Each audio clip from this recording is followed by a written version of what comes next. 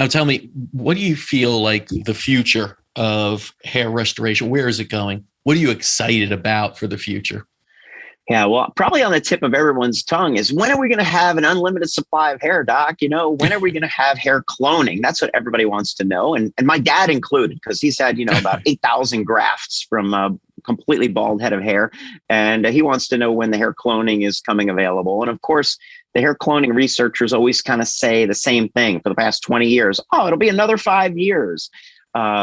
But we're not quite there yet. But I am excited that some friends of mine, Alexei Tursky, a scientist and researcher down in San Diego, and the founder of Stemson, along with his partner and CEO Jeff Hamilton, those guys are doing some amazing work there at their research facility using induced pluripotential stem cells to create, hopefully, an unlimited supply of hair follicles. Now, they've accomplished it to some degree in the mouse model, and they're moving now they've got a pretty big capital investment from Allergan to move into the pig model. So the porcine model should work out. Should that work, I think that they would move into human trials. But, how fast or how slow and what kind of barriers or obstacles they'll have to surmount or challenges they'll have to, surmount, I don't know. But we're keeping a close eye on them. They're on this side of the pond at least, and I can easily visit them. And as I've done, I've seen the mice, that they're working with. So I've seen the hair under the microscope and all that business. So it's pretty cool, but it's not really ready for prime time yet. So if you're out there and you're waiting for hair cloning, my suggestion is, yes, don't give up hope, but also, yes, get some treatment to keep your existing hair in the meantime, because we just don't know when it's going to become available. Do you think this is something that hair loss is going to be something that is a thing of the past in our lifetime?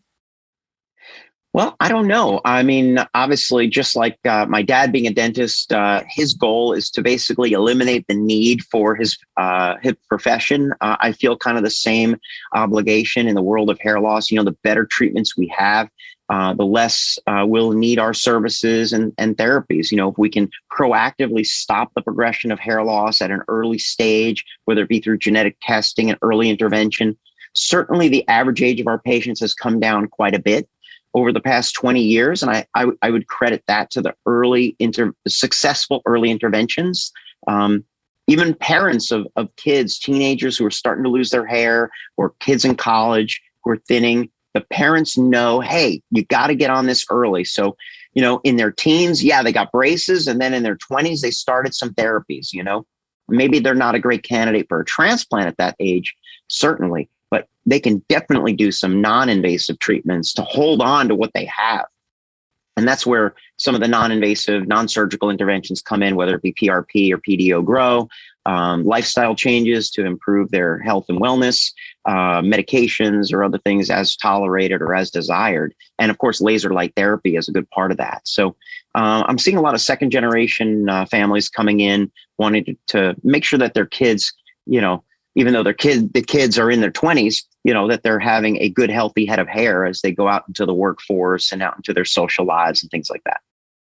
Yeah, that ability to get ahead of it before it becomes a problem. Like I wish, 20, 30 years ago when I started seeing my hair receding and hair loss, that we had things like lasers and PRP and all these other things we have, and even the supplements. And that's the blessing of the advancements we've seen. And you've pioneered some of that. So that's amazing work.